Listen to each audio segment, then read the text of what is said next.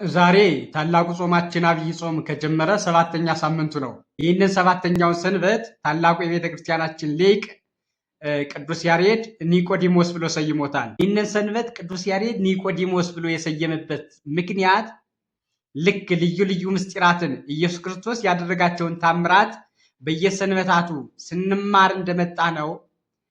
ኒቆዲሞስና ጌታችን ኢየሱስ ክርስቶስ ተገናኝተው የተነጋገሩትንና ጌታችን ኢየሱስ ክርስቶስ ለኒቆዲሞስ ስለ ጥምቀት ከመንፈስ ቅዱስ ስለመወለድ መንግስተ ሰማያትን ስለመውረስ መንግስተ ሰማያት የሚወረስበትን ሕግ ሲነግረው ይህን መመሪያ ሲሰጠው ኒቆዲሞስ ደግሞ ተቸግሮ ነበረ። ስለዚህ ቅድስት ቤተ ክርስቲያን ደግሞ ልጆቿን ይህንን ምስጢር አጉልታና አስፍታ ማስተማር ስላለባት ቅዱስ ያሬድ ይህንን ሳምንት ኒቆዲሞስ ብሎ ሰይሞታል ማለት ነው። በዚህ በዮሐንስ ወንጌል ምዕራፍ 3 ቁጥር 1 ጀምረን ስንመለከት አንድ የአይሁድ መምህር፣ የአይሁድ አለቃ፣ የአይሁድ የፓርላማ አባል፣ የአይሁድ ባለስልጣን፣ የአይሁድ መሪ ኒቆዲሞስ የሚባል ሰው ነበረ ይላል ቅዱስ ዮሐንስ።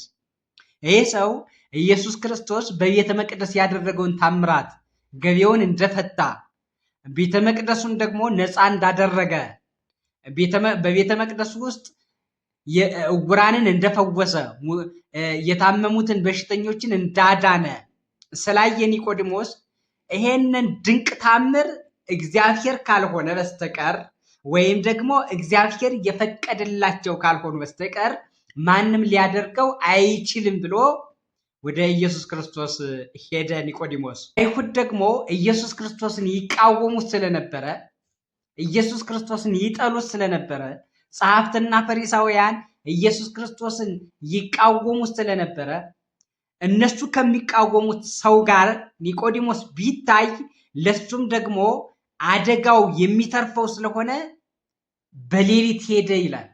በሌሊት አንደኛው ይሄ ነው። ሁለተኛ ደግሞ ጨለማ የተባለች ኦሪትን ሳይለቅ ሳይተው ኦሪትን ይዞ በጨለማ ሄደ ይላል። በጨለማ ሄደ እና ኢየሱስ ክርስቶስን እንዲህ አለው፣ መምህር ሆይ አለው። መምህር ሆይ ማለት ለሱ መምህር ነው የመሰለው፣ የተማረ ምሁር ነው የመሰለው እንጂ አምላክ አልመሰለውም። ለምን? ገና ስላልበሰለ ስላላየው መምህር ሆይ አለው፣ አንተ የምታደርጋቸው ታምራቶች ድንቅ ናቸው። እግዚአብሔር ራሱ ካልሆነ በስተቀር ማንም ሊያደርጋቸው አይችልም። ከተፈጥሮ ሕግ ውጭ የሆኑ ታምራትን ታደርጋለህ። ሊታሰቡ የማይችሉ ድርጊቶችን ታከናውናለህ። ስለዚህ እግዚአብሔር እንደላከህ እናውቃለን። አንተን እግዚአብሔር ነው የላከህ አለው እና ኢየሱስ ክርስቶስም ምን አለው? እሱን ተወው፣ እኔ የመጣሁበት ዓላማ አለኝ። እሱ ይገባሃል፣ ወደፊት ይገለጽልሃል፣ ወደፊት ታውቀዋለህ። እኔ ስሰቀል፣ ስሞት፣ ስነሳና ሳርግ ያን ጊዜ ታውቀዋለህ። ቤተ ክርስቲያን ስትሰፋና ዓለምን ስትባረክ ያን ጊዜ ታውቀዋለህ። ዓለም በቤተ ክርስቲያን ስትባረክ በዓለም ላይ ሲቀደስ ያን ጊዜ ታውቀዋለህ። አሁን ግን እኔ የምልህን ስማን፣ የምሰጥህን መመሪያ ተቀበላለሁ።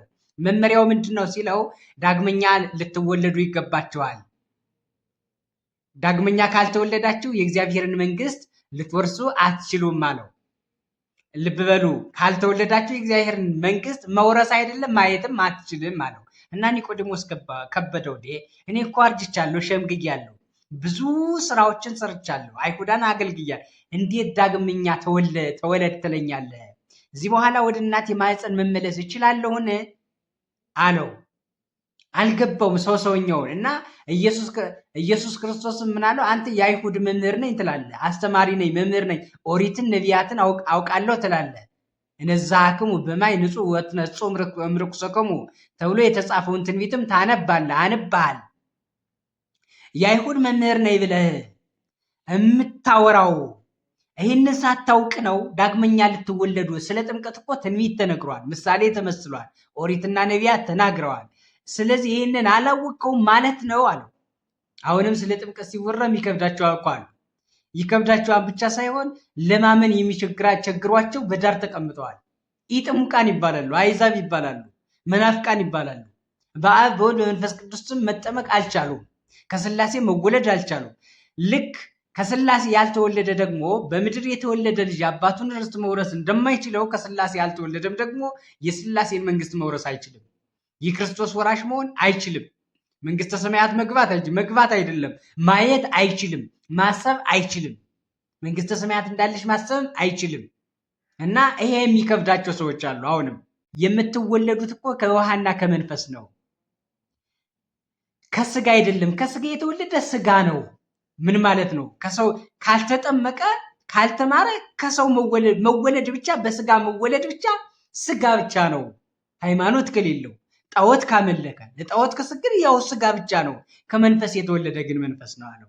በረቂቅነት ይወለዳል፣ በረቂቅነት ያድጋል፣ ረቂቅ መንግስተ ሰማያትን ይወርሳል፣ ረቂቅ ሀብትን ይቀበላል።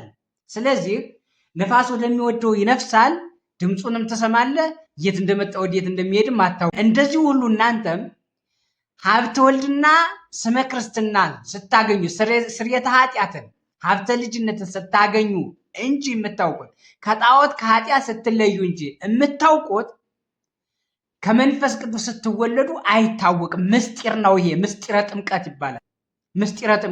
ምስጢረ ጥምቀት አይታይም፣ በዓይን አይታይም። በእምነት የሚፈጸም ነው። በእምነት የሚሆን ነገር ነው። ስለዚህ ይሄ ግራ አይግባ።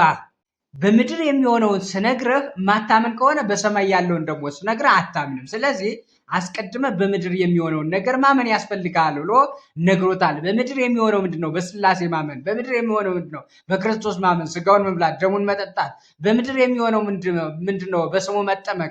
ይሄንን ነው። ይሄንን ልታምን ይገባል ብሎታል ማለት ነው። ዛሬ ይሄንን እንድናስተምር ለልጆቻችን እንድናስተምርና እንድንማር ቅዱስ ያሬድ ዛሬ የዛሬውን ሳምንት ኒቆዲሞስ ብሎ ሰይሞታል ማለት ነው። እና ኒቆዲሞስ ይባላል የሳምንት